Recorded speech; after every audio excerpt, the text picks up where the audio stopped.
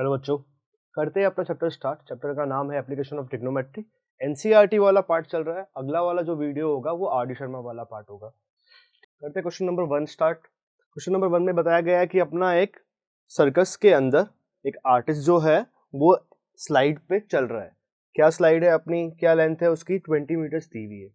और जो वो ट्राइंगल का एंगल बना रहा है, मतलब जमीन से जो वो एंगल बना रहा है वो 30 डिग्री है। अब हमें फाइंड आउट करना है कि ये हाइट कितनी है, मतलब ए बी कितना है, उसका लेवल कितना है ए बी का। तो निकालते हैं। ट्राइंगल हमें पता लग गया है। क्या काम में ले सकते हैं, हाइपोटेनस गिवन है हमें और हमें परपेंडिकुलर निकालना है। क्या काम में ले सकते हैं, टेन, साइन, साइन काम में लेते हैं। साइन 30 डिग्री कितना हो जाता है हमारा, perpendicular upon hypotenuse. Perpendicular unknown है हमारा और हाइपोटेनियस हमें दे रखा है। साइन 30 कितना हो जाता है, 1/2 के बराबर हो जाता है। परपेंडिकुलर क्या हो जाता है, अननोन रह जाता है। और हाइपोटेनस कितना हो जाता है हमारा, 20 के बराबर। तो परपेंडिकुलर आ जाता है हमारा 10 मीटर्स के बराबर।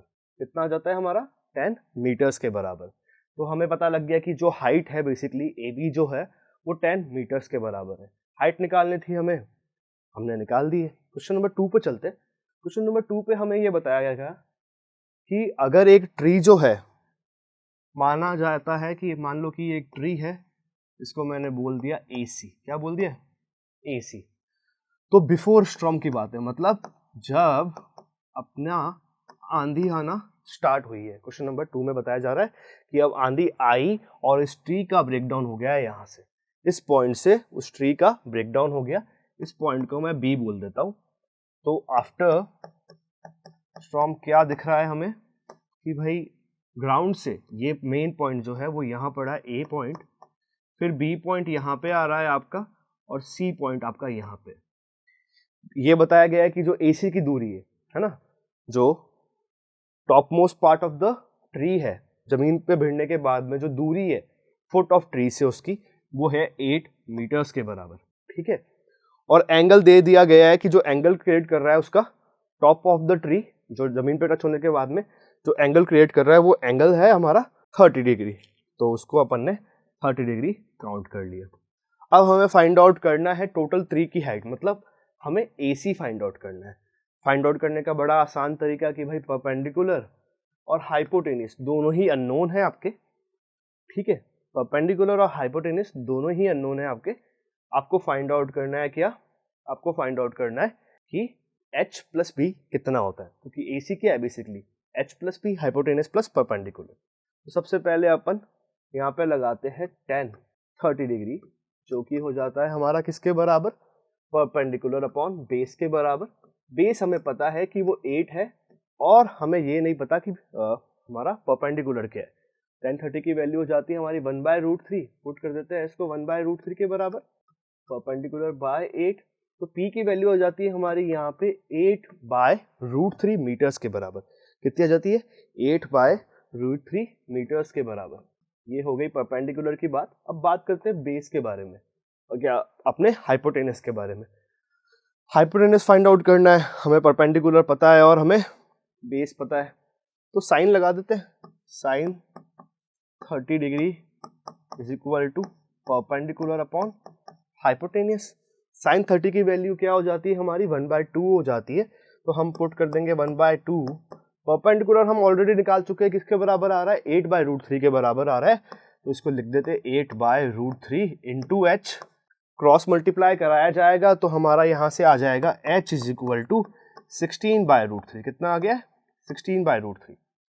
हमें टोटल हाइट ऑफ ट्री बताना है, मतलब जो ओरिजिनल हाइट थी, टूटने से पहले की जो हाइट थी वो हमें बतानी। तो कैसे बताएंगे, बोल देंगे कि AC बेसिकली क्या है, हाइपोटेनियस प्लस परपेंडिकुलर ही तो है। पुट करते 16/√3 plus 8/√3 gives us 24/√3, gives us 24/√3। 24/√3 आ गया है। रैशनलाइजेशन तो करना पड़ेगा, रैशनलाइजेशन के बिना तो काम अधूरा है। तो क्या हो जाता है हमारा, AC इज इक्वल टू 24/√3। ऊपर नीचे √3 से मल्टीप्लाई कराया हमने, डिनोमिनेटर में हमारा 3 बन गया है, ऊपर 24/√3 है ही। और हमें पता है कि 3 की टेबल में 24 आता है, तो हमारा आंसर हो जाता है 8√3 के बराबर। 8√3 मीटर्स के बराबर, मतलब total height of tree was 8√3। चलते हैं आगे। आगे में बताया गया है कि एक कॉन्ट्रैक्टर को 2 स्लाइड्स बनानी थी, ठीक है। एक थी एज 5th के ग्रुप के लिए जो कि कंपैरेटिवली छोटी होगी, और एक थी ग्रुप 8 या उसके एल्डर्स के लिए। तो ये बताया गया था कि जो हाइट ऑफ ग्रुप 6 वाले बच्चे हैं उनके लिए हाइट जो होगी स्लाइड की वो होगी 1.5 मीटर्स, और जो वो एंगल क्रिएट करेगी ग्राउंड से वो होगा 30 मीटर्स के बराबर, ठीक है। और दूसरा क्या है, इसमें ये बताया गया है दूसरे वाले में कि जो स्लाइड है वो 3 मीटर्स के बराबर है, और जो एंगल वो क्रिएट कर रही होगी वो 60 के बराबर होगा। एंगल जो क्रिएट कर रही होगी वो 60 के बराबर होगा। दोनों ही केसेस में आपको हाइपोटेन्यूज फाइंड आउट करने को बोला है, मतलब length of the slide find out करने को बोला गया है। तो इसको ए नाम देते हैं, इसको बी, इसको सी, इसको बोल देते हैं डी, इसको बोल देते हैं ई, इसको बोल देते हैं एफ, इसको बोल देते हैं H1, इसको बोल देते हैं H2। फाइंड आउट करने परपेंडिकुलर गिवन है, हाइपोटेन्यूज फाइंड आउट करना है। क्या लगाया जाएगा, साइन, तो लिख देते हैं sine 30 is equal to perpendicular upon hypotenuse. अब ये तो बड़ा कॉमन सेंस की बात है कि साइन थीटा जो फॉर्मूला बोलता है वो होता है परपेंडिकुलर अपॉन हाइपोटेन्यूज, कॉस जो बोलता है वो बोलता है बेस अपॉन हाइपोटेन्यूज, और जो हमारा tan है वो बोलता है परपेंडिकुलर अपॉन बेस। तो यहाँ पे दिख रहा है कि परपेंडिकुलर गिवन है और हाइपोटेन्यूज ही निकालना है बस, तो दूसरा फॉर्मूला क्यू लगाए, दूसरा ट्रिग्नोमेट्रिक रेशियो क्यू काम में ले हम, तो बोल देते हैं sine 30 is equal to P by H. P की वैल्यू आ जाती है हमारी 1.5, एच की वैल्यू जिसको हम H1 बोल रहे हैं वो अननोन है।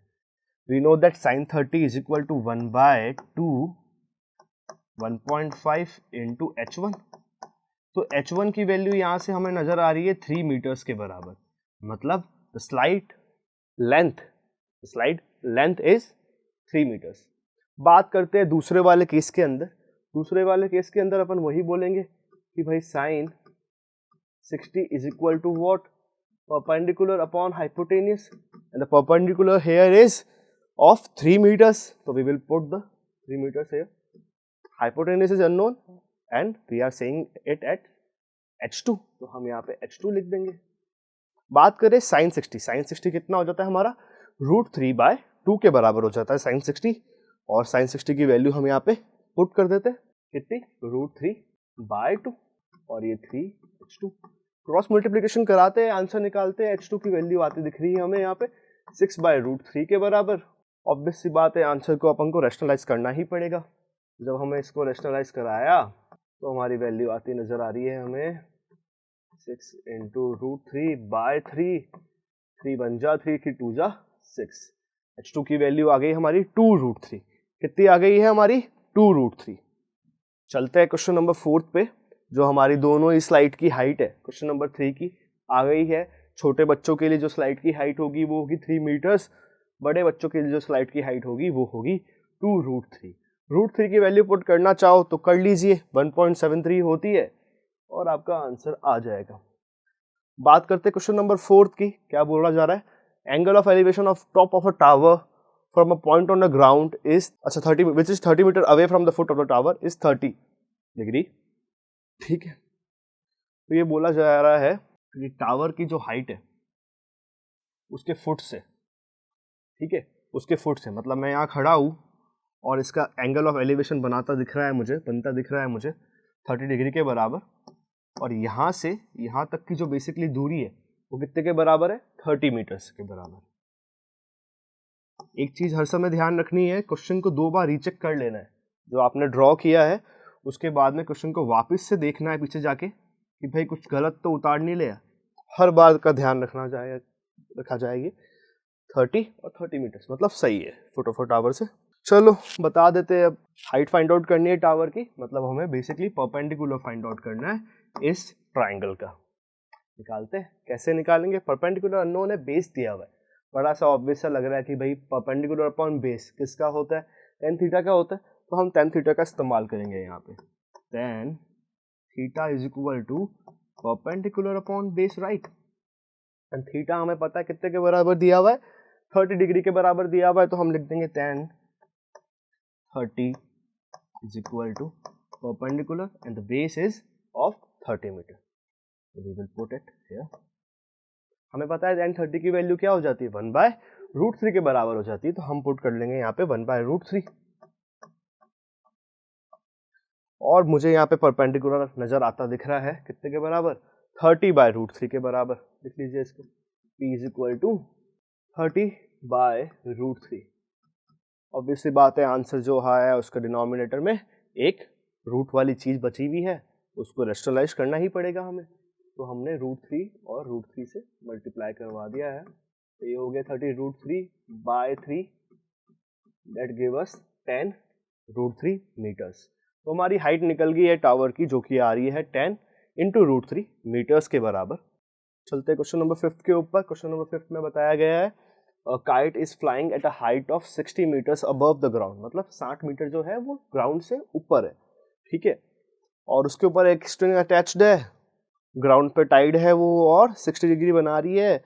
आपको फाइंड आउट करना है the length of the string, assuming that there is a nose like, चलो ठीक है। बेसिकली इन्होंने क्या अज्यूम किया कि धागे के बीच में है ना कोई ऐसे ढीलापन नहीं है, धागा जो है एकदम स्ट्रेट है, ठीक है, ये अपन को अज्यूम करना है।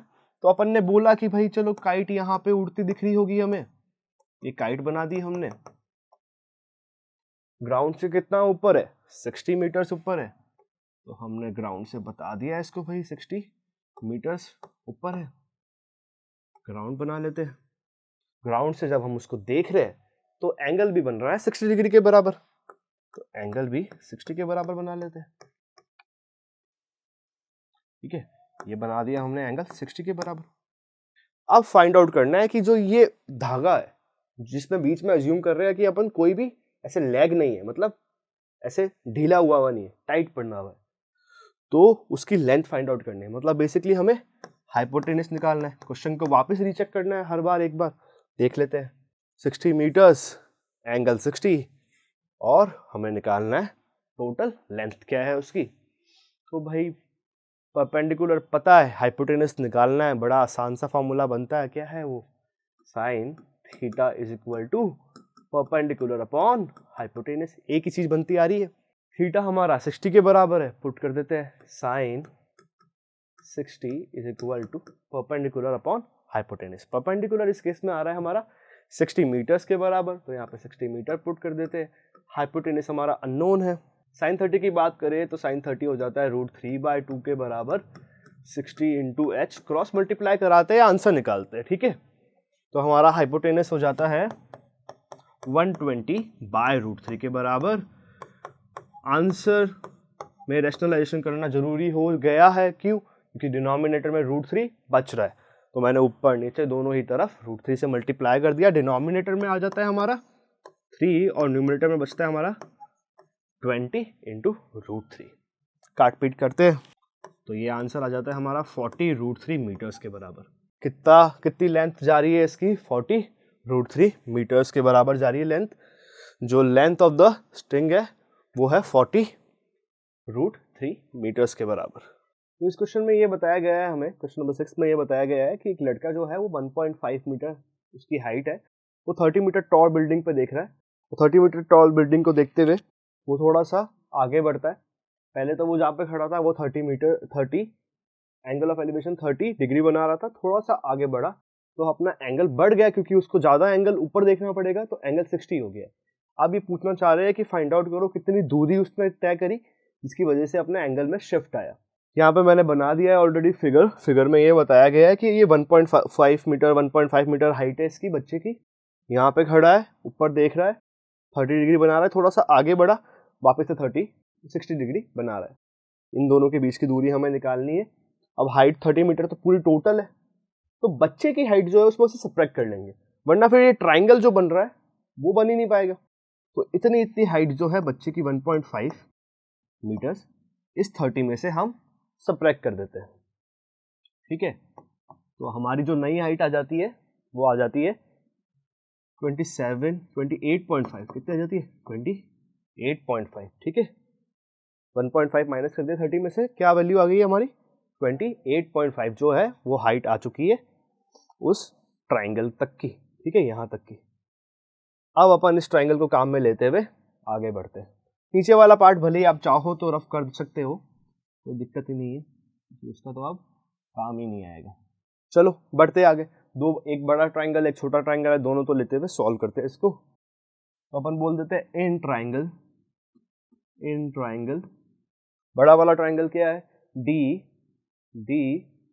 ए सी, क्या नाम हो गया, डी ए सी। तो इन ट्राइंगल डी ए सी हमें पता है कि जो अपना एंगल है वो कितना है, 30 है।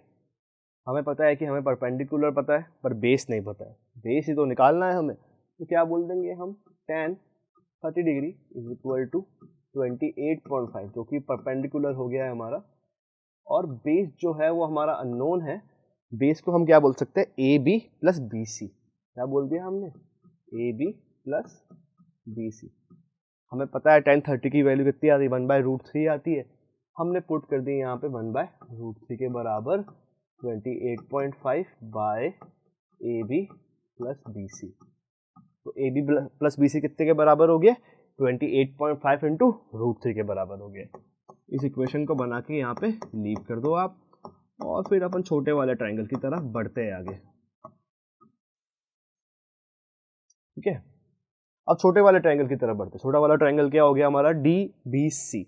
तो लिख देते हैं यहाँ पे in triangle D B C, वही एंगल इसमें क्या है, 60 है, हम लिख देंगे यहाँ पे tan 60। वही परपेंडिकुलर अपॉन बेस, परपेंडिकुलर इस केस में वापस से 28.5 है, बेस हमारा जो है वो अननोन है। बेस हमारा इस केस में क्या हो जाता है, बी और सी के बराबर। तो इसको मैंने लिख दिया बी सी। हमें पता है कि 60 कितने के बराबर होता है, tan 60 √3 के बराबर होता है। तो हमने बोला B C is equal to क्या आ गया हमारा, 28.5 बाय √3। बी सी की वैल्यू उसमें पुट कर देते हैं अब हम, तो निकल जाता है हमारा A B is equal to 28.5 minus का, बी सी तो चला जाएगा, नेगेटिव हो गया, माइनस का 28.5 बाय √3। एलसीएम लेते हैं, इसका सॉल्व करते हैं, देखते हैं क्या होता है। A B is equal to, LCM तो √3 आ गया। अब देखो इसके पास √3, अब √3 से मल्टीप्लाई होगा तो क्या हो गया, 28.5 इंटू √3। तो लिख देते हैं इसको 28.5 इंटू √3, और माइनस में क्या आ गया अपन का, 28.5 वापस से आ गया, 8.5 कॉमन ले लेते हैं, थोड़ा सॉल्व हो जाएगा ये। और क्या बचेगा हमारा अंदर, 3 - 1, और डिनोमिनेटर में √3। 3 - 1 हमारा 2 हो जाएगा। तो ए बी की वैल्यू आ जाएगी हमारी यहाँ पे 28.5 इंटू 2 बाय √3। रैशनलाइजेशन करना पड़ेगा इसका भी, तो रैशनलाइजेशन कर लो, √3 इंटू √3। जब इसको सॉल्व करेंगे तो हमारी ए बी की वैल्यू हमें नज़र आती दिखेगी। तो इसको कम्प्लीटली सॉल्व करेंगे तो हमारी वैल्यू आती दिखेगी हमें 19√3 के बराबर, 19√3 मीटर्स के बराबर। तो हमने ए बी निकाल दिया।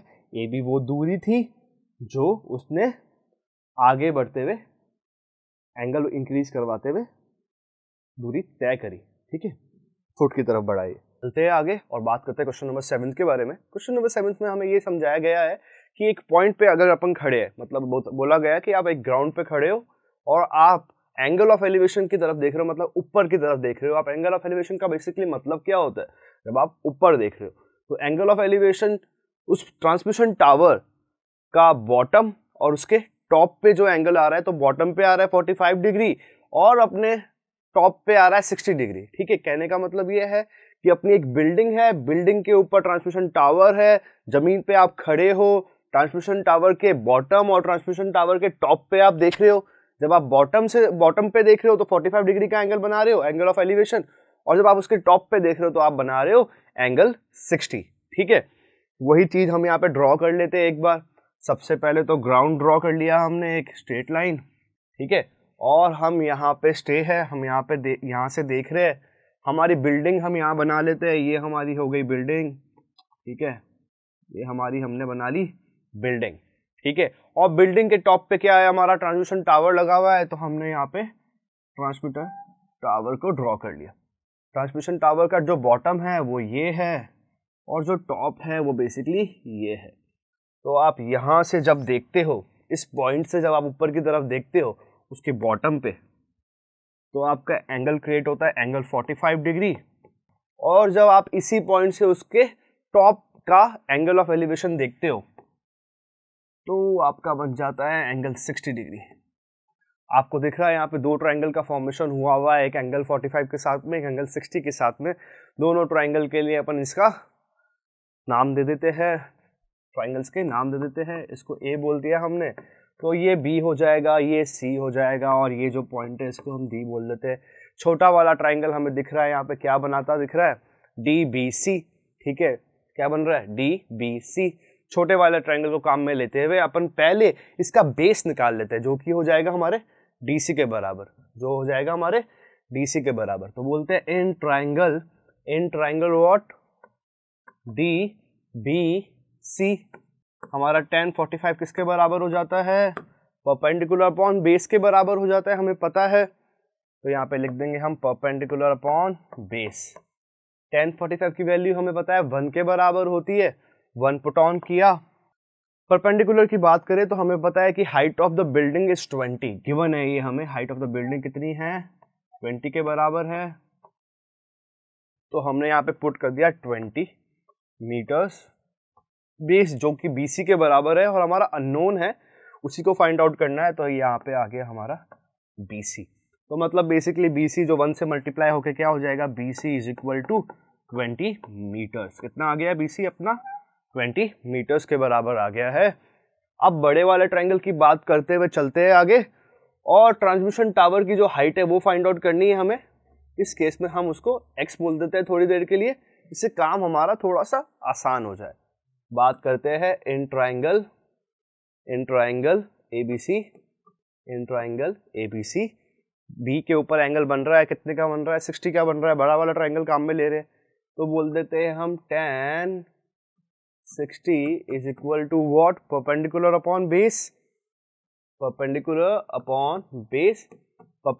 Hair is equal to AC के बराबर है परपेंडिकुलर हमारा, AC के बराबर है परपेंडिकुलर हमारा, जो कि बेसिकली क्या हो गया, x प्लस 20, क्या हो गया, x प्लस 20। तो उसको हम लिख देते हैं x प्लस 20 के बराबर। b हमारा क्या है, बेस हमारा क्या है, BC के बराबर है। BC हमने जस्ट अभी निकाला है 20 मीटर्स के बराबर, तो BC की वैल्यू हम यहाँ पे पुट कर देते हैं 20 डायरेक्टली। बात करें tan 60 की, tan 60 क्या हो जाता है हमारा, √3 के बराबर हो जाता है, क्योंकि tan 45 क्या होता है हमारा, 1 होता है। tan 30 क्या होता है, 1/√3। तो tan 60 क्या हो जाता है हमारा, √3 के बराबर। तो यहाँ पे हम √3 पुट कर देते हैं, इज इक्वल टू क्या, x प्लस 20, जो कि हम ऑलरेडी निकाल चुके हैं। डिवीजन में भी 20 है, उसको हम लिख देते हैं, 20 को मल्टीप्लाई करा देते हैं √3 से, तो क्या बचता है, 20 into √3 is equal to x plus 20। 20 यहाँ से उस तरफ जाएगा और बना देगा 20 √3 minus 20 is equal to x। 20 common ले लिया हमने, कितना आ गया, √3 माइनस 1, कितना आ गया, √3 minus 1 is equal to x। तो x की आपकी वैल्यू निकल गई है, जो कि हमें निकालनी थी। ट्रांसमिशन टावर की हाइट वो हम निकाल चुके हैं यहाँ पे। अगर क्वेश्चन बोलता है कि √3 की वैल्यू पुट करनी है 1.73, तो आप पुट कर देना, वरना एज सच कोई जरूरत नहीं है आपको पुट करने के लिए। चलते क्वेश्चन नंबर 8 की तरफ। क्वेश्चन नंबर 8 में बात हो रही है और स्टैचू, ठीक है, 1.6 मीटर टॉल है। तो एक स्टैचू है जो कि 1.6 मीटर टॉल है, stand on the top of the pedestal, एक पेडिस्ट्रियल के उसके टॉप पे खड़ा हुआ है वो, ठीक है। From a point on the ground the angle of elevation of the top of the statue is 60 and from the same point the angle of elevation of the top of the pedestal is 45, find the height of the pedestal. ठीक है, बात करते हैं इसके बारे में। तो हम बोलते हैं कि ये हमारा हो गया पेडिस्ट्रियल, बेसिकली बना देते हैं इसको कुछ ऐसा, चलो ऐसा बना देते हैं, और इसके ऊपर हमारा स्टैचू लगा हुआ है, स्टैचू को हम कुछ ऐसा मान लेते हैं। ये जो पॉइंट है यहाँ से हम देख रहे हैं, और ये जो स्टैचू की हाइट है वो दे रखी है हमें 1.5 मीटर्स के बराबर। वही बोला जा रहा है from this point the top of the statue, मतलब angle of elevation for the statue दिया हुआ है, और हमें ये भी दिया हुआ है कि पेडिस्ट्रियल का टॉप और स्टैचू का बॉटम दोनों सेम ही तो है। तो बस यहाँ से हमारा जो एंगल ऑफ एलिवेशन देखा जा रहा है, उन दोनों की बात कर लेते हैं, कर लेते हैं अब अपन। चले पीछे देखते हैं क्या था 60 और 45। तो 60 और 45, तो ऊपर देख रहे हैं, जब स्टैचू के टॉप पे देख रहे हैं तो एंगल ऑब्वियसली ज़्यादा होगा, ये टोटल 60 हो गया, और छोटा वाला जो एंगल है वो 45 के बराबर दे रखा है हमें। ठीक है, चलो बढ़ते हैं आगे। दो ट्राइंगल बन चुके हैं, वापस से अपने वही नाम दे देते हैं। ए बोल दिया इसको, बी बोल दिया इसको, सी बोल दिया इसको, और डी बोल दिया हमने इस पॉइंट को। ठीक है, इसके हिसाब से हमने ड्रॉ कर लिया है पूरा। अब छोटे वाले ट्रायंगल की बात करते हुए आगे बढ़ते हैं हम, और बेस फाइंड आउट करते हैं, जिससे बड़े वाले ट्रायंगल को काम में लेते हुए बेस हमारे पास में पता हो। बात करें, हमने बोला कि भाई tan 45 जो है वो परपेंडिकुलर अपॉन बेस के बराबर होता है, जो कि हमें पता है। इस केस में perpendicular is the height of the building, जो कि हमें अननोन है, तो उसको थोड़ी देर के लिए हम x बोल देते हैं। ठीक है, तो हमने क्या बोल दिया कि ये जो पॉइंट है ये x है, बेस भी जो है हमारा अननोन है, तो उसको BC नाम दे देते हैं हम। क्या नाम दे दिया? BC। हमें पता है tan 45 कितने के बराबर होता है? 1 के बराबर होता है। 1 पुट कर दिया हमने tan 45 की जगह, तो इज इक्वल टू क्या हो गया? x by BC। तो मतलब BC बेसिकली किसके बराबर हो गया? The height of the building के बराबर हो गया है। तो BC is equal to x metres, ये लिख के आप आगे बढ़िए। अगले वाले ट्रायंगल को सॉल्व करते हैं। बड़ा वाला ट्रायंगल इस्तेमाल करेंगे हम। अब हम इस्तेमाल कर रहे हैं ट्रायंगल ABC, जिसके अंदर एंगल आ रहा है 60 डिग्री। तो हम बोल देते हैं tan 60 is equal to what? Perpendicular upon base, perpendicular upon base. tan 60 की वैल्यू हमें पता है √3 के बराबर है, तो आप पुट कर दीजिए यहाँ पे √3। बात करें परपेंडिकुलर, परपेंडिकुलर क्या है? टोटल यहाँ पे AC के बराबर है, पूरा ये वाला पार्ट। अब AC में क्या है? AD plus DC।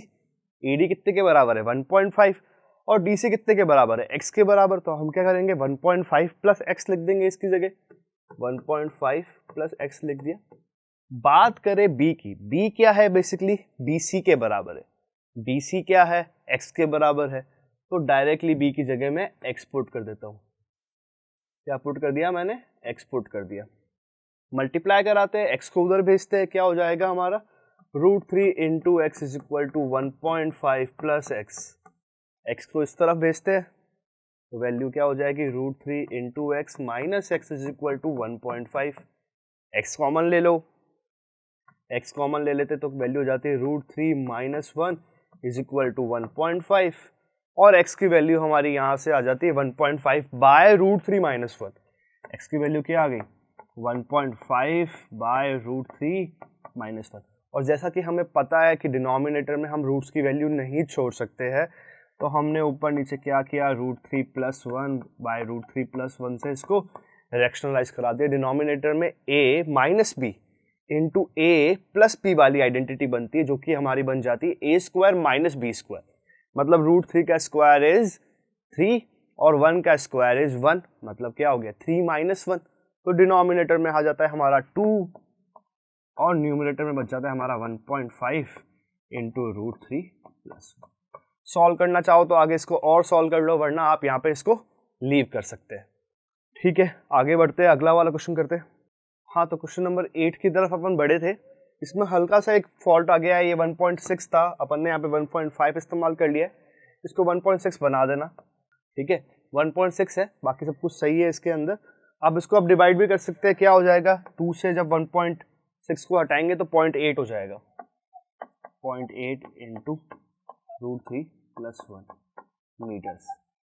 ओके, चलते क्वेश्चन नंबर 9 की तरफ। अपन क्वेश्चन नंबर 9 में हमें दिया रखा है कि angle of elevation of the top of the building from the foot of the tower is 30 degree, और ये बताया गया है the angle of elevation of the top of a tower from the foot of the building is 60 degree, और हमें find out करनी है height of the building, अगर टावर की हाइट जो है वो 50 मीटर्स के बराबर। तो हम बोल देते हैं कि भैया आमने सामने खड़े हैं ये लोग, बिल्डिंग और टावर। अब अपन ये बोल रहे हैं कि angle of elevation of the top of the building, building का टॉप, बिल्डिंग का top from the foot of the tower is 30। मतलब यहाँ खड़े हैं हम और ऊपर की तरफ देखते हैं, तो यहाँ से हम बनाते हैं एंगल 30। बात करें फिर, अब हम फुट ऑफ द बिल्डिंग पे खड़े हैं और टॉप ऑफ द टावर देख रहे हैं, तो एंगल बन रहा है हमारा 60 के बराबर। तो इमेजिन करके इसको हम बना लेते हैं 60 के बराबर। दोनों का बेस सेम है, और हमें ये बताया गया है if the tower is of 50 metres. अब जो टावर है वो 50 मीटर्स के बराबर है, तो हमें फाइंड आउट करनी है हाइट ऑफ द बिल्डिंग। क्या फाइंड आउट करना है? Height of the building. करते हैं कैलकुलेट इसको। दो ट्राइंगल बन रहे हैं, दोनों ट्राइंगल को अलग अलग बना लेते हैं अब अपन और आगे सॉल्व करते हैं। एक बन रहा है एंगल 60 के साथ में यहाँ पे ट्राइंगल, और ये हमें दिया हुआ है 50 के बराबर जो कि है हाइट ऑफ द टावर, तो हम इसको लिख देते हैं 50 मीटर्स। इधर बात करें तो यहाँ पे कुछ ट्राइंगल ऐसा बन रहा है हमारा, यहाँ पे हमारा एंगल 30 डिग्री बताया जा रहा है। ये जो है बिल्डिंग की हाइट हमें पता नहीं है, वही कैलकुलेट करनी है। इस पॉइंट को अगर अपन बी बोलते हैं, इस पॉइंट को अगर ए बोलते हैं और इस पॉइंट को अगर सी बोलते हैं, तो यहाँ पे भी यही हो जाएगा कि उधर वाला पॉइंट सी यहाँ पे आ गया, इधर वाला पॉइंट बी यहाँ पे आ गया, और इसको हम डी बोल देते हैं। तो बेसिकली हमें डी भी फाइंड आउट करना है। बेस दोनों का सेम है, हमें पता है, उस हिसाब से कैलकुलेशन कर लेंगे हम। क्या बोलते हैं? tan 60 is equal to what? Perpendicular upon base. Perpendicular क्या हो गया इस केस में? 50 के बराबर, और बेस क्या हो गया इस केस में? BC के बराबर। तो बेस क्या हो गया हमारा? BC के बराबर। सॉल्व करते हैं। tan 60 कितना हो जाता है? √3 के बराबर। हम इसको √3 पुट कर देते हैं, तो हमारा BC जो बेसिकली आ गया है वो आ गया है BC is equal to 50/√3। BC निकल गया यहाँ से। बड़े वाले ट्रायंगल, इधर वाले ट्रायंगल में चलते हैं। इधर वाले ट्रायंगल के हिसाब से हमने लगाया tan 30 degree. tan 30 degree, tan 30 degree के हिसाब से हमारा जो DB है वो अननोन है और वही फाइंड आउट करना है। अपॉन बेस BC, BC कितना आ गया? 50/√3 के बराबर आ गया, तो हम यहाँ पुट कर देंगे 50/√3। और हमें पता है tan 30 की वैल्यू क्या होती है? 1/√3। इसको लिख देते हैं 1/√3। ये हो गया हमारा DB इज इक्वल टू 50/√3। पूरी इसको एक पूरी इंटेंसिटी मानो, एक पूरी यूनिट मानो, और इसको उधर क्रॉस मल्टीप्लाई करा देते हैं, तो हमारा हो जाता है 1/√3 इंटू 50/√3 is equal to DB is equal to DB। मतलब 50/3 आ गया हमारा आंसर। 50/3 मीटर्स जो हो गया हमारा वो आंसर आ गया। थोड़ा सॉल्व कर सकते हैं इसको। 3 बन जा 3, 2 बचा और 3 8 जा गया पॉइंट, फिर वापस 8 हाँ, तो 18.9 मीटर्स के बराबर आपका आंसर आ रहा है यहाँ पे क्वेश्चन नंबर 9 का। तो हमने DB को काट पीट करी, इसमें 50/3 आ रहा था आंसर हमारा। 50/3 को थोड़ा सॉल्व किया तो आंसर अप्रोक्सीमेटली हमारा 16.88 आता है समथिंग। अगर आप इसको मिक्स फ्रैक्शन में लिखना चाहो तो मिक्स फ्रैक्शन में भी लिख सकते हैं, क्योंकि NCERT के अंदर आंसर मिक्स फ्रैक्शन से अंदर ही आया हुआ है। वैसे आप लिखना चाहो तो इसको 16.88 समथिंग लिख सकते हो, या फिर 50/3 मीटर्स। बढ़ते हैं आगे क्वेश्चन नंबर 10 की तरफ। क्वेश्चन नंबर 10 में बताया गया है कि 2 poles of equal height are standing opposite each other. 2 poles है, इक्वल हाइट है, दोनों पोल्स बना लो यहाँ पे आप, एक दूसरे के अपोजिट स्टैंड कर रहे हैं वो। आगे ये बोला जा रहा है ये जो दूरी है इन दोनों के बीच में वो 80 मीटर वाइड की है। कितने मीटर वाइड की है? 80 मीटर वाइड है। 80 मीटर नाम दे, 80 मीटर अपन ने उसको डिनोट करवा दिया। From a point between them, उन दोनों के बीच में कोई पॉइंट है यहाँ पे मान लेते हैं। तो angle of elevation from the top of the poles are 60 and 30 respectively. मतलब एक तरफ से एंगल बना रहे हैं वो 60 इधर से देखते हुए इस टॉप पे, और इधर के टॉप पे देखते हुए एंगल बना रहे हैं वो 30 इस तरफ। Find out the height of the poles and the distance between the poles from the, ठीक है। तो हमें बेसिकली ये पॉइंट कहाँ पे लाई कर रहा है वो निकालना है, और हमें दोनों की हाइट फाइंड आउट करनी है। लकीली हमें इधर 80 दे रखा है, इसका इस्तेमाल करते हैं। तो हम बोल देते हैं कि अगर ये हमारा 2 ट्राइंगल्स है, एक पे 60 आ रहा है, एक पे 30 आ रहा है, इधर वाले पार्ट को अगर हम x बोल देते हैं तो बचा हुआ वाला पार्ट क्या हो जाएगा? 80 - x। क्या हो जाएगा? 80 - x। नाम दे देते हैं इसका A, B, C, D और F। ठीक है, इसके हिसाब से 2 ट्राइंगल आ गए, उनको सॉल्व करते हैं हम। सबसे पहले लगाते हैं हम formula tan 30 is equal to perpendicular upon base. Perpendicular is AB and base is BC। तो हमने लिख दिया A B by B C, B C जो है हमारा x के बराबर है, x लिख दिया। और हमें ऑलरेडी पता है कि जो ए बी है वो हमारे डी एफ के बराबर है, ठीक है। बात करें tan 30 के बारे में, tan 30 हो जाता है हमारा 1/√3 के बराबर, उसको हम पुट कर देते हैं 1/√3 और हमारा ए बी आता नजर आ रहा है हमें ये कितना, A B is equal to x/√3, ठीक है। ए बी की वैल्यू क्या नजर आ रही है हमें, x/√3। बात करें छोटे, ये तो हो गई अपना उस ट्रायंगल के बारे में बात जो 30 डिग्री के साथ में आया था। अब दूसरे वाले ट्रायंगल की बात करते हैं जिसमें tan 60 बन रहा है। tan 60 is equal to what, perpendicular upon base, perpendicular is df, df की जगह मैं ए बी लिख सकता हूँ, कोई दिक्कत नहीं है क्योंकि इट्स अ सेम थिंग। और जो बेस है वो है CF के बराबर। CF क्या है इस केस में, 80 माइनस एक्स, इधर लिख देंगे हम 80 माइनस एक्स।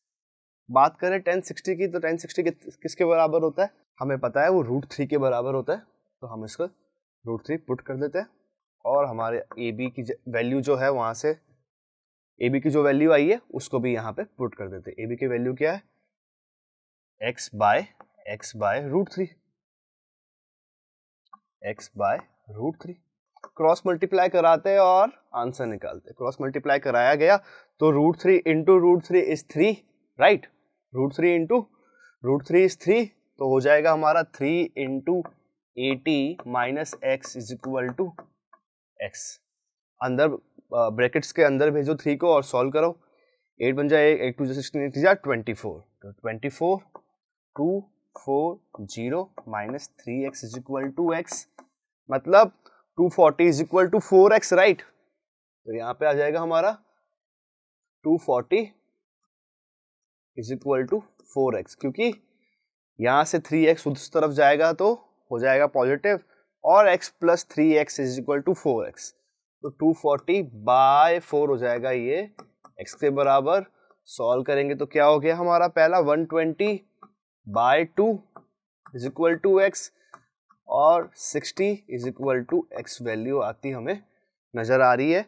मतलब यहाँ से जो दूरी है वो 60 है, यहाँ से जो दूरी है वो 20 है, ठीक है।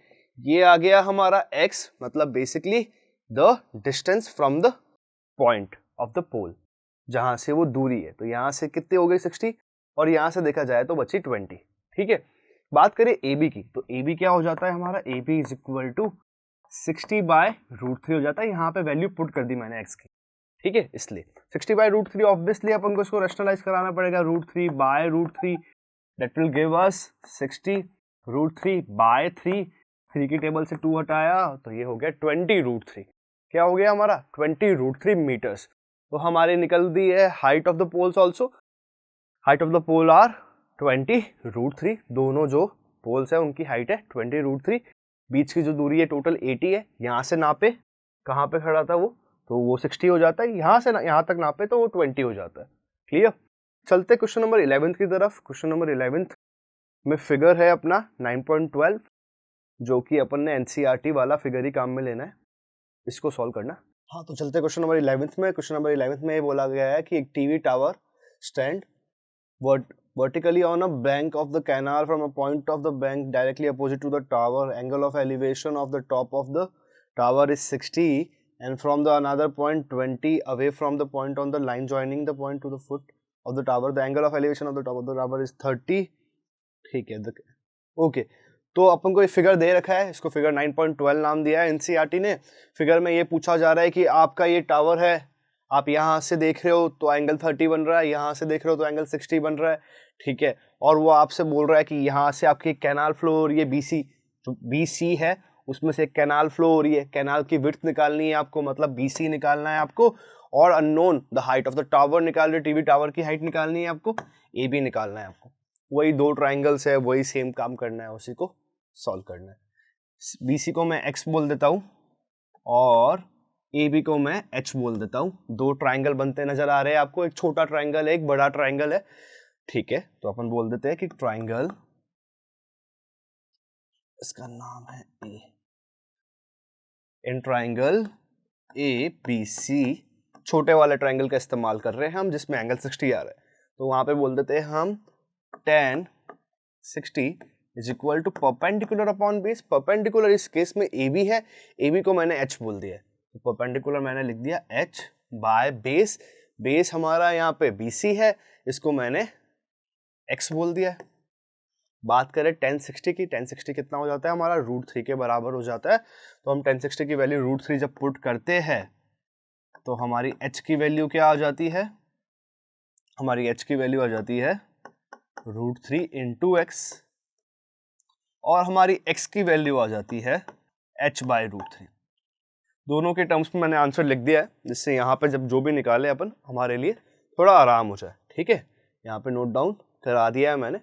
बात करते हैं बड़े वाले ट्रायंगल की, तो बड़ा वाला ट्रायंगल हो जाता है हमारा ट्रायंगल ADB। यहाँ पे एंगल आ रहा है हमारा 30, तो हम क्या लिख देंगे tan 30, तो हमने लिख दिया tan 30 डिग्री। और tan 30 क्या हो जाता है, वही परपेंडिकुलर अपॉन बेस, और tan 30 की वैल्यू क्या हो जाती है 1 बाय √3 के बराबर हो जाती है। तो perpendicular upon base, perpendicular is H, तो यहाँ पे लिख दीजिए H, और बेस क्या है, बेस हमारा DB के बराबर है। DB को हम क्या लिख सकते हैं 20 प्लस एक्स, क्या लिख सकते हैं 20 प्लस एक्स, तो हमने लिख दिया 20 प्लस एक्स। अब आपकी मर्जी, आप चाहो तो H की वैल्यू पुट कर दो, आप चाहो तो X की वैल्यू पुट कर दो, जो भी आप पहले निकालना चाहो उसकी वैल्यू आप पुट कर दो। तो मैं यहाँ पे H की वैल्यू पुट कर देता हूँ, काम थोड़ा आसान हो जाएगा। tan 30 कितनी है, tan 30 कितना होता है 1 बाय √3, तो यहाँ पे हम 1 बाय √3 पुट कर देंगे अगले स्टेप में। यहाँ पे लिख दिया हमने 1 by √3 is equal to what, H की वैल्यू हमने पुट कर दी यहाँ से √3 इंटू एक्स, तो हमने यहाँ पे पुट कर दी √3 into x by 20 plus x. Cross multiply कराओगे तो आपको पता है √3 इंटू √3 हो जाएगा 3 के बराबर, 20 प्लस एक्स आ जाएगा ऐसे कैसे वहाँ पे, तो हमने इसको लिख दिया 20 plus x is equal to 3x। x उस तरफ जाएगा तो नेगेटिव हो जाएगा, तो मतलब 20 इज इक्वल टू 2x, और हमारे यहाँ पे x की वैल्यू आती नजर आ रही है हमें 10 मीटर्स के बराबर। मतलब the width of the canal is 10 metres, the width of the canal is 10 metres. अब इस 10 मीटर को अगर हम यहाँ पुट कर देते हैं तो हमारा h भी निकल जाएगा, तो हमारा height of the TV tower आ रहा है 10 इंटू √3 के बराबर। कितने के बराबर, 10 इंटू √3 के बराबर मीटर्स। √3 की वैल्यू पुट करने को बोला जाए क्वेश्चन में तो आपको पुट करना है, वरना आपको पुट करने की जरूरत नहीं है। चलते हैं क्वेश्चन नंबर 12 की तरफ। क्वेश्चन नंबर 11 खत्म हो गया, हमने कैनाल की विड्थ निकाल दी है 10 के बराबर, और हमारी height of the TV tower निकल गई है 10 इंटू √3 मीटर्स के बराबर। अब बोला गया क्वेश्चन नंबर 12 के अंदर, from the top of 7 metre high building. पहले तो बिल्डिंग बना लीजिए आराम से, तो हमने यहाँ पे बना दी इसकी एक बिल्डिंग, और इसके टॉप पे खड़े हैं हम, और इस बिल्डिंग की जो हाइट है वो 7 मीटर्स है। कितनी है 7 मीटर्स, तो हमने यहाँ पे डिनोट करवा दिया कि ये जो है 7 मीटर्स के बराबर हो गया। आगे ये बताया जा रहा है the angle of elevation, the angle of elevation of the top of a cable tower is 60। तो एंगल ऑफ एलिवेशन मतलब टेबल टावर बना लेते हैं यहाँ पे, तो एंगल ऑफ एलिवेशन यहाँ से जो कितना आ रहा है 60 आ रहा है। कितना आ रहा है 60 डिग्री आ रहा है। डॉटेड लाइन खींच लो यहाँ से आप, ये इसका नॉर्मल हो गया और ये हो गया angle 60 degree. And the angle of डिफरेंशन of its foot is 45। मतलब जब ऊपर देख रहे हैं किस पे, केबल टावर के टॉप पे, तो एंगल बन रहा है 60। जब उसके ऊपर खड़े, बिल्डिंग के ऊपर खड़े होकर नीचे देख रहे हैं तो एंगल ऑफ डिप्रेशन बन रहा है एंगल 45। मतलब एक तरीके से ये बन रहा है आपका एंगल 45। अब हमें पता है कि ये जो डॉटेड लाइन मैंने बनाई है इसको मैं एक बार स्ट्रेट लाइन बना देता हूँ, जो कि अपना नॉर्मल था इस केस में। नॉर्मल से ऊपर एंगल ऑफ एलिवेशन, नॉर्मल के नीचे एंगल ऑफ डिप्रेशन। ठीक है, तो हमने देखा कि एक अकेला पूरा अलग से ट्रायंगल बन रहा है। अब हमें पता है कि बिल्डिंग की हाइट अगर 7 है तो इसकी जो पैरेलल लाइन खींची गई है मैंने, उसकी हाइट भी क्या हो जाएगी 7 हो जाएगी। तो ये दोनों ही हमारे 7 हो चुके हैं। बात करते हैं इन दो लाइनों के बारे में, ये वाली लाइन और ये वाली लाइन। ये दोनों लाइन भी पैरेलल और बराबर है। ठीक है, पैरेलल भी है और बराबर भी है। क्या है इस लाइन का मोटिव, इस लाइन का मतलब क्या है कि ये बिल्डिंग और टेबल टावर के बीच की जो विड्थ है, जो दूरी है, वो है बराबर है, क्योंकि स्ट्रेट अपन उसको एज्यूम करके चल रहे हैं। किसको, टेबल टावर को भी और बिल्डिंग को भी। तो हमने बोल दिया कि ये वाली साइड जो होगी इस वाले साइड के बराबर होगी। नाम हम देते हैं इसका और काम करना स्टार्ट करते हैं। सबसे पहले इस वाले ट्रायंगल का नाम दे देते हैं अपन ए, बी और सी, और जो ये वाला ट्रायंगल ये वाली लाइन इस वाली लाइन के पैरेलल है, तो ये वाला जो एंगल होगा वो इस वाले एंगल के पैरेलल होगा। क्यों? इंटीरियर एंगल, पैरेलल लाइन के जेड बनाते हुए बीच वाले एंगल्स जो होते उसको बोल देते हैं अपन अल्टरनेटिव इंटीरियर एंगल। तो ये एंगल 45 है, तो ये वाला एंगल भी आपका 45 आएगा। हमें क्या क्या बताया इस केस में? हमें पता है कि जो BC है इसका भी पूरा नाम दे देते हैं DE। तो हम बोल देते हैं कि जो BC है वो बराबर है किसके? DE के। और हमें ये पता है कि जो BD है वो बराबर है CE के। ठीक है, अब दो ट्रायंगल बन चुके हैं। पहला वाला एक ये ट्रायंगल काम में लेंगे और दूसरा वाला एक ये ट्रायंगल हम काम में लेंगे। ठीक है, दोनों ट्रायंगल से काम करते हैं। तो बात करते हैं सबसे पहले जिस ट्रायंगल के बारे में जिसमें एंगल 45 बन रहा है। ये तो आप लोगों को समझ में आ ही गया होगा इंटीरियर एंगल से, इसलिए अगर ये वाला 45 है तो ये वाला 45 होएगा ही होगा। ठीक है, चलो तो हम बोलते हैं tan 45 डिग्री। क्या बोला हमने? tan 45 degree is equal to perpendicular upon base and the perpendicular right here is equal to BD is equal to BD and the base here is equal to DE is equal to DE। ठीक है, values put करते हैं। BD की value कितनी हो गई है हमारी? BD की वैल्यू 7 हमें पता है, 7 पुट किया हमने। DE की वैल्यू जो अननोन है वो यहाँ से कैलकुलेट हो जाएगी। tan 45 1 के बराबर होता है, तो बेसिकली क्या हो गया? 1 is equal to 7 by DE। E DE E गया हमारा 7 मीटर्स के बराबर। ठीक है, अब DE अगर 7 मीटर्स के बराबर है तो BC भी 7 मीटर्स के बराबर है। ये हमें पता है क्योंकि ऑलरेडी इस बारे में हमने डिस्कस कर चुके हैं। ठीक है, अब एंगल 60 वाले ट्रायंगल की बात करते हैं। तो क्या हो जाएगा यहाँ पे? tan 60 is equal to what? Perpendicular, that is equal to AC by base, that is equal to BC।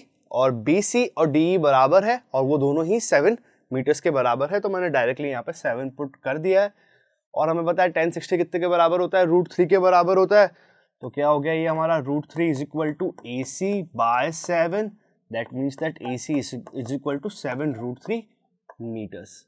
तो हमारा AC निकल गया है 7√3 मीटर्स के बराबर, 7√3 मीटर्स के बराबर। और हमें height of the cable tower बतानी थी। हाइट हम बता देते हैं। हाइट क्या हो जाएगी ऑफ द टावर? तो टावर की हाइट क्या है? AE के बराबर है। AE किसके बराबर है? AC प्लस CE के बराबर है। दोनों की वैल्यू पुट करते हैं। AE is equal to AC कितना है? 7√3 और CE कितना है? CE कितना है? 7 के बराबर है। तो अपना आंसर क्या आ जाता है? 7 इंटू √3 प्लस 1। ये तो आ गया हमारा AE। अगर आप DE भी बताना चाहो तो आप DE भी कैलकुलेट कर चुके हो, जो कि 7 मीटर्स के बराबर है। यहाँ पे हमारा काम जो है समाप्त हो गया है। और जो हमारा टावर की हाइट जो है वो आ गई है 7 इंटू √3 प्लस 1 ब्रैकेट के अंदर। बढ़ते आगे, क्वेश्चन नंबर 12 हो गया हमारा। यहाँ पे क्वेश्चन नंबर 13 की तरफ बढ़ते। क्वेश्चन नंबर 13 में हमें ये बता रखा है कि observer from the top of 75 metre high light house from the sea level, the angle of depression of two ships are 30 and 45. If one ship is exactly behind the another on the same side of the lighthouse, find the distance between the two ships. ठीक है, 30 और 45। तो बोला जा रहा है कि ये लाइट हाउस से इमेजिन कर लेते हैं कि ये जो है हमारा लाइट हाउस है। डायग्राम थोड़ा ऐसा ही बनता है। ठीक है, लाइट हाउस के टॉप पे खड़े हो आप, यहाँ से देख रहे हो, दो शिप्स है, दोनों एक तरफ ही है। बात करें एंगल ऑफ डिप्रेशन की, बात हो रही है। एक शिप को यहाँ इमेजिन करा जा रहा है और इसके जस्ट पीछे एक और शिप है। ठीक है, आप यहाँ खड़े हो तो आप यहाँ से नॉर्मल बनाते हो। ठीक है, आप ये बोलते हो कि जब मुझे कम देखना पड़ेगा तो मेरा एंगल जो होगा वो कम बनेगा।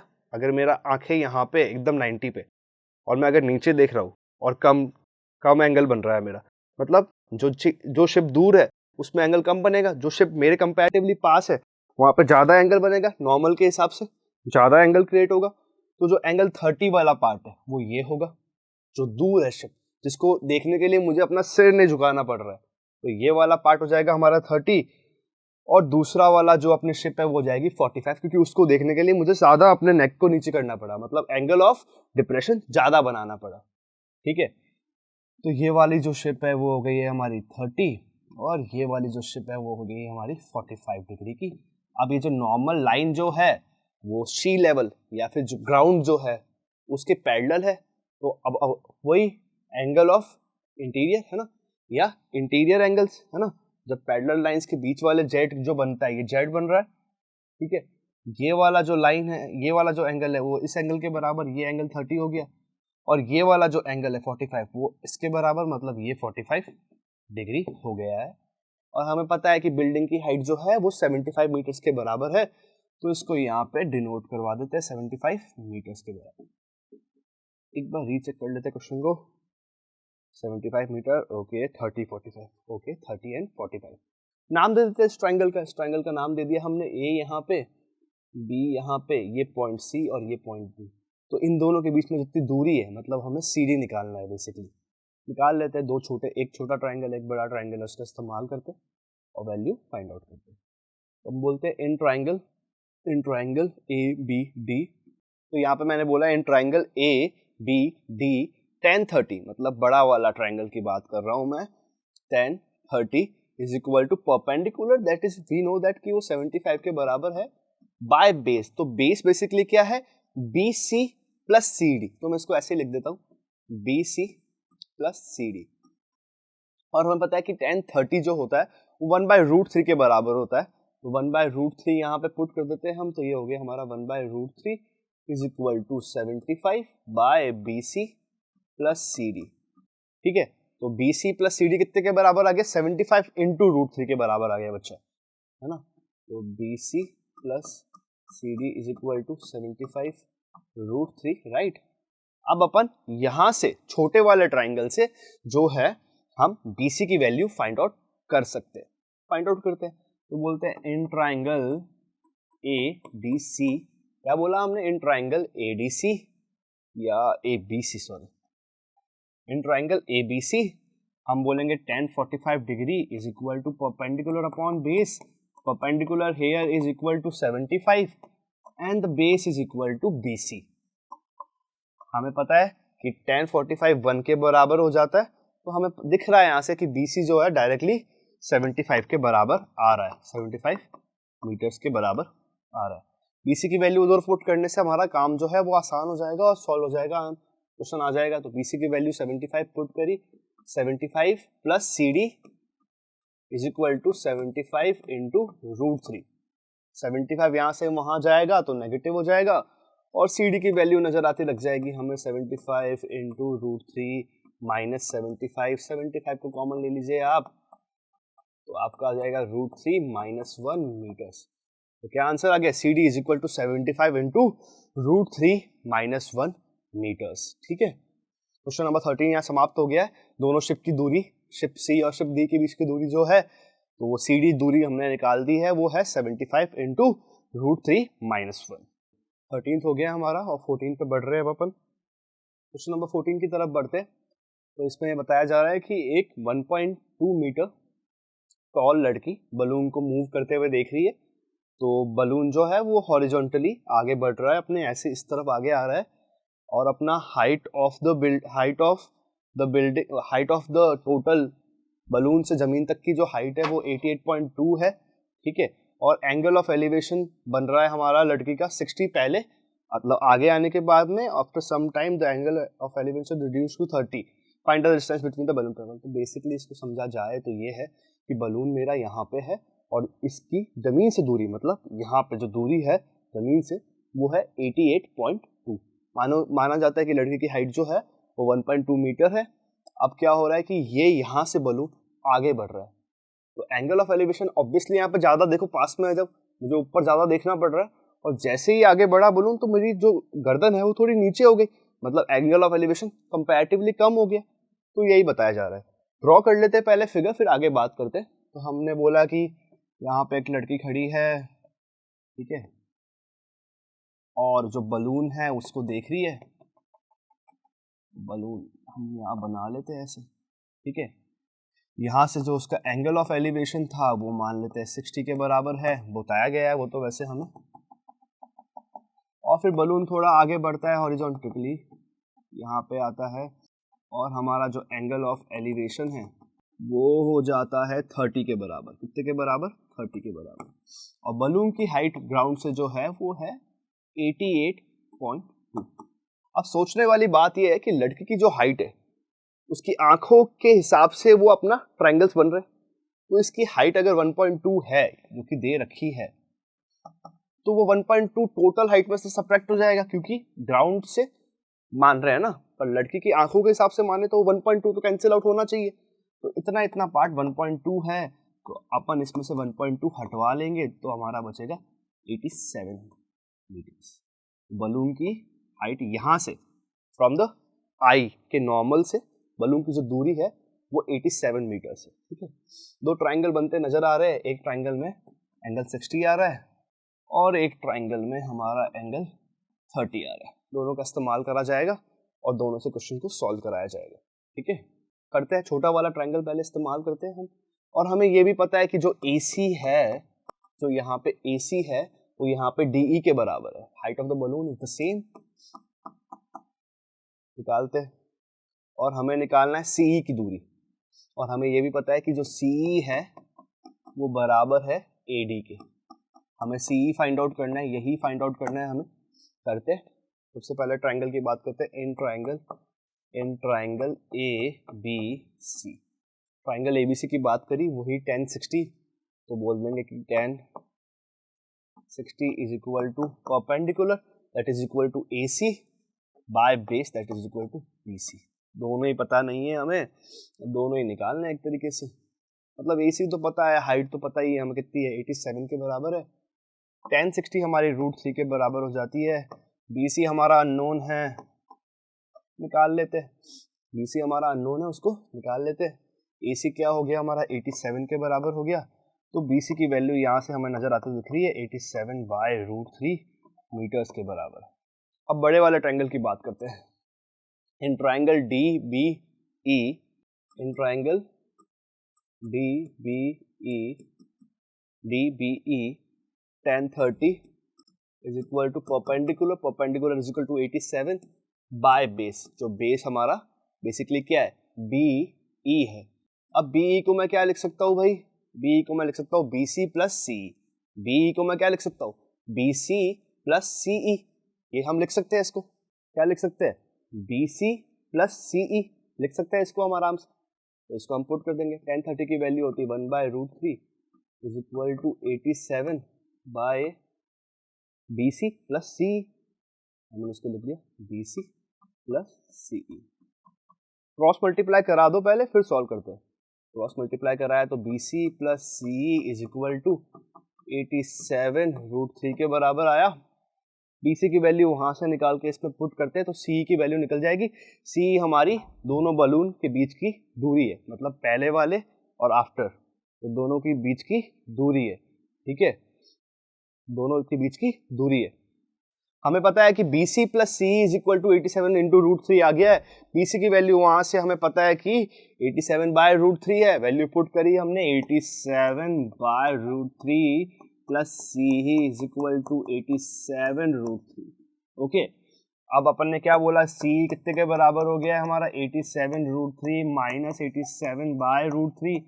थोड़ा बहुत सॉल्व करते हैं, आंसर निकालते हैं, तो आ जाता है CE is equal to 87 into 3 minus 87 by √3।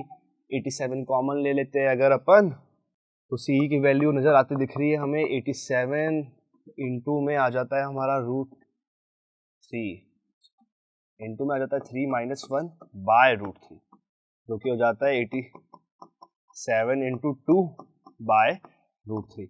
Answer को अपन अंडर रूट के फॉर्म में नहीं छोड़ सकते डिनोमिनेटर के अंदर, तो रैशनलाइजेशन करना पड़ेगा। ऊपर नीचे हमने √3 से मल्टीप्लाई कराया इसको, और क्वेश्चन हमारा आंसर जो आता नजर आ रहा है हमें, तो CE आ गया हमारा 7 टू ज़ा 14, 8 टू ज़ा 16 एंड 17। तो ये आता नज़र आ रहा है हमें 174/3 इंटू √3, ठीक है, इंटू √3। सॉल्व करते हैं इसको थोड़ा और अपन करना चाहे तो, वरना यहाँ पे छोड़ दो यार, जरूरत नहीं है सच। तो सी की वैल्यू हमारी निकल चुकी है। थोड़ा सॉल्व कर लेते हैं इसको और देखते हैं क्या आंसर आता है। हाँ, तो अपन ने 3 से 174 को हटाया तो 58 बचा, तो हमारा आंसर आ जाता है 58 इंटू √3। सी की वैल्यू का आंसर आ जाता है हमारा 58 इंटू √3 मीटर्स। चलते आगे, क्वेश्चन नंबर 15 की बात करते हैं। लास्ट क्वेश्चन होगा अपना इसका इस एनसीईआरटी क्वेश्चन का। क्वेश्चन नंबर 16 जो है वो आउट ऑफ कोर्स है, तो मुझे इसको करवाने का मन नहीं है। क्वेश्चन नंबर 15 को लास्ट करते हैं अब अपन। क्या बोल रहे हैं? A state highway leads to the foot of a tower, a man standing at the top of a tower observes a car at an angle of depression of 30, which is approximately the foot of the tower, with a uniform speed. 6 minutes later, the angle of depression of a car is found to be 60 degree. ठीक है, is found to be 60 degree. Question number 14 यहाँ समाप्त हुआ है। इतने ही question अपन को करवाने थे एनसीईआरटी में। 2 क्वेश्चन और बच रहे हैं, उसमें से एक आउट ऑफ कोर्स है। क्वेश्चन नंबर 15 जो है एनसीईआरटी का, उसके ऊपर पूरा एक टाइप बनाया जाएगा, एक वीडियोस का पूरा एक टाइप है, उसको आप जाके देखिए, क्योंकि वो एक पूरा अलग टाइप के अंदर आ जाता है। Thank you so much for joining us.